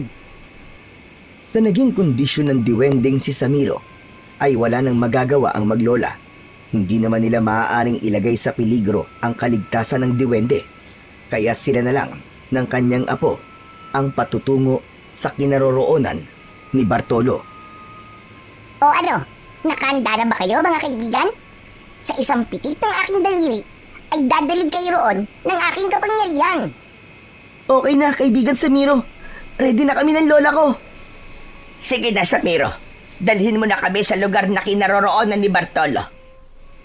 Ipinitik ni Samiro ang kanyang daliri at sa isang iglap ay biglang naglaho ang maglola. Lumitaw na lamang sila sa madamong lugar. Isang lugar na noon lamang nila nakita. Sa lugar na yun nila, hahanapin si Lolo Bartolo. Anong lugar na kaya itong pinagdalan sa atin ng kapangyarihan ni Samiro, Lola? Malayo ito sa lugar natin, apo. Saan kaya dito naroon si Lolo Bartolo? Halika, apo. Maglakad-lakad tayo. Tutal maliwanag sa lugar na ito. Walang tiyak na pupuntahan ang maglola.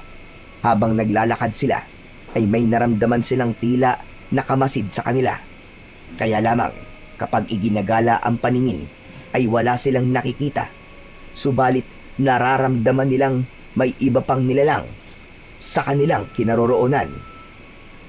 Lola, ano po kaya yun? Hindi ko rin alam, apo. Basta, maging handa na lamang tayo. Opo, Lola. Handang-handa na po ako. Basta wag kang lalayo sa akin, apo. Kailangan magkasama tayong palagi. Habang pareha silang nakikiramdam sa paligid, nang biglang gumalaw naman ang lupa na kanilang kinaroroonan. Wari may buhay ang lupa at humihinga ito. Lola, parang lumilindol. Umuuga ang lupa. Oo, apo. May kung anong gusto lumabas mula sa ilalim ng lupa. Lola, ano pong gagawin natin? Huwag kang mataranta, apo. Kumalma ka lang. Ako ang bahala. Patuloy sa paggalaw ang lupa hanggang nagkaroon yun ng bitak at mula sa ilalim ng lupa ay lumabas ang isang kakatwang nilalang. Isang nilalang nakawangis ng isang malaking sigbin na may makakapal at balahibong tila tinik. Ang mga mata ng hayop ay namumula. Ang pangil ay matutulis na may laway pa na tumutulo na may kasamang dugo. Malalaki at matulis ang dalawang tenga. Nakakatakot ang itsura ng naturang nilalang. Kala mo ay nanggaling yun sa impyerno. Nakamasid sa halimaw si Lola Dolores at Rocco. Lola, ano pong nilalang yan? Isang uri ng aswang na namamahay sa ilalim ng lupa. Umatungal ang aswang at handang atakihin ng maglola. Subalit kanina pa nakapwesto sina Lola Dolores at Rocco. Kaya nang kumilos ang aswang ay agad namang iwinasiwas at pinanghagupit ni Rocco ang hawak na latigo. Paulit-ulit yon. Sa bawat hataw ni Rocco ay lumalahid yon sa katawan ng aswang na nasa kanilang harapan upang lalo pang palakasin ang epekto ng latigo ay muli itong nagbaga. Kaya naman, lalong nagwala ang aswang nang hagupitin ni Rocco. Nang makita ni Lola Dolores na nagwawala na ang aswang, ay pinakawalan naman niya ang hawak na karet papunta sa halimaw. Umikot-ikot muli ang karet na gaya ng bumirang at gumilit sa leeg ng sigbin. Humiwa ito ng malalim at pumulandit ang masaganang dugo. Natalsikan pa ang maglola. Yak! Ang bastos ng aswang na to! Tumalsik ang dugo! Tapos na siya ngayon na po. Hanggang dyan lang pala ang yabang ng aswang na sigbin na yan. Saglit pa ay bumagsak na ang aswang na nakalaban ng maglola. Sa pagbagsak nito ay ang paglitaw naman ni Romero at Alyeho, ang mag-among siyang namumuno sa mga aswang na umatake sa maglola. Kasama nila si Lolo Bartolo na nakagapos ang mga kamay at may piring ang mga mata. Mukhang kakaiba na ang tapang mo, Dolores. At may sidekick ka pang kasama. Nagawa niyong patayin ng mga alaga namin na mula sa ilalim ng lupa. Dahil hindi kami papayag na basta mo nalang patayin kami ng ganun-ganun na labag. Oo nga! Lalaban kami ng lola ko kahit na anong mangyari! Tumigil ka, bata. Hindi kita kinakausap. Dolores! Rocco! Kayo nga ba yan? Naririnig ko ang boses niyo. Hindi ko kayo nakikita dahil nakapiring ang mga mata ko. At may gapos pa ako. Pero kilalang kilala ko ang boses niyo. Opo! Lolo Bartolo, kami nga po ito ni Lola Dolores! Tulungan niyo ako! Parang awa niyo na! Kami po ang bahala sa inyo! Huwag po kayong mag-alala! Naparito pala kayo para iligtas ang amoy lupang ito. E di sige, iligtas nyo. Maaari ko naman palayain na matandang ito. Kapalit mo, Dolores. Dahil kailangan kita, may dapat kang pagbayaran sa akin. Ano? May utang sa iyo ang lola ko? Paano nangyari yon? Oo. Bakit? Wala ba't sinasabi sa iyo ang lola mo tungkol sa ginawa niya sa aking kakambal? Pinatay niya gamit ang kanyang pagiging mambabarang. Hindi ko nga lang alam kung bakit ngayon ay hindi na niya ginagamit ang kanyang kakayahan sa pambabarang. Desisyon ko yon. At wala kang pakialam. Sinasabi ko na nga ba, kalahi ng aswang na pinatay ko ang gustong maghiganti sa akin. Nakadapat lamang na patayin ang kakambal mo. Dahil alam mo kung ano ginawa niya. Kahit na, hindi pa rin namin matanggap ang naging kamatayan niya sa mga kamay mo. Habang nagtatalo ang pinuno ng mga aswang at si Lola Dolores, ay walang kamalay-malay na biglang may dalawang aswang na lumapit kay Rocco mula sa kanyang likuran. Hinawakan na magkabila ang braso ng bata. Nagpupumigla siya at ibig kumawala sa pagkakahawak ng dalawang aswang. Nabitiwan din niya ang hawak na latigo at bumagsak yon sa lupa. Gulat na gulat si Lola Dolores dahil nalansi sila ng kanilang mga kalaban. Naging biyag na rin ang batang si Rocco. Dinala nila ang bata sa harap ni Romero. Pakawalan niyo ang apo ko. Huwag niyo siyang idamay sa galit mo. Ako na lang ang paghigantihan mo. Patayin mo ako kung gusto mo. Huwag lamang ang aking apo. Tignan mo nga naman. Dahil lang sa bata, ay biglang lumambot ang puso ni Dolores. Nakikiusap ako sa iyo. Huwag ang aking apo. Punong Romero, may naisip ako. Mas magiging masakit sa matandang yan kung makikita niya kung paano mapatayin ang kanyang apo. Di ba? Mas mabigat yun sa kanya. May punto ka riyan, Alyeho. Mainam ang naisip mo. Ano bang gagawin natin? Maaari natin patayin sa mismong harap niya ang bata kesa ang matandang gurang na bihag natin. Dahil mukhang wala naman siyang halaga kay Dolores, hindi ba? Napangisi ng maluwag ang pinuno ng mga aswang na si Romero. Yun ang gusto niyang mangyari, ang makita kung gaano kasakit na mawalan ng mahal sa buhay ang matandang babae. Ako na ang papatay sa batang ito. Gagamitin ko ang aking mga kamay para dukutin ang kanyang puso. Wag! Maawa po kayo sa akin! Parang awa niyo na po! Huwag niyo po akong papatayin! Huwag mo na akong dramahan, bata. Dahil hindi kita pakikinggan. Maawa ka sa apo ko. Wag siya. Ako na lamang ang patayin mo. Huwag kang mag-alala, Dolores. Mamaya, isusunod na kita. Pero siyempre, mauuna muna ang batang ito para makita mo at maramdaman kung gaano kasakit na makitang unti-unti ko siyang pinapatay. Dahil sa pagkataranta ay nakalimutan na ni Lola Dolores na gamitin ang armas na bigay sa kanila ng diwende. Maaari sana niyang gamitin yon, subalit nawala na yon sa isipan niya. Subalit ibang bagay ang pumasok sa isipan ng matandang babae. Sige. Kung yan talaga ang gusto mo, gawin mo na. Patayin mo na ang apo ko. Ano? Lola Dolores, ano po ba sinasabi niyo? Nababaliw ka na ba, tanda? Ngayon naman, ay gusto mong patayin ko ang apo mo? Dahil yun ang gusto mo mangyari, hindi ba? Tama ka. Kaya nga hindi ko na patatagalin pa. Nagawa na ni Romero na baguhin ang anyo ng kanyang kanang kamay. Nagkaroon ito ng makakapal na balahibo at matutulis na kuko na maaaring ibaon sa katawan ng bata. Nang akmang ibabaon na ni Romero ang kanyang kamay sa katawan ni Rocco, ay may sinabi si Lola Dolores sa malakas na tinig. Sige, patayin mo siya. Patayin mo ang batang kadugo mo. Sige, patayin mo ang anak ng kakambal mo. Teka, anong sinabi mo? Patayin mo na. Ano pang hinihintay mo? Ang batang gusto mong patayin, kadugo mo siya. Pamangkin mo siya. Hindi. Hindi totoo ang sinasabi mo. May dahilan ba para magsinungaling ako? Bakit, Romero?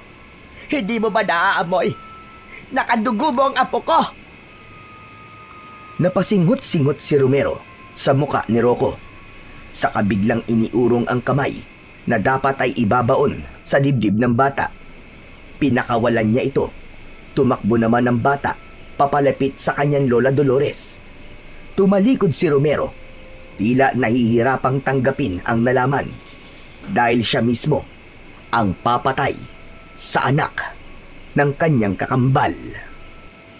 Samantala, habang magulo ang isipan ni Romero, ay nakakita si Lola Dolores ng pagkakataon para siya naman ngayon ang kumilos. Agad niyang pinakawalan ng karet na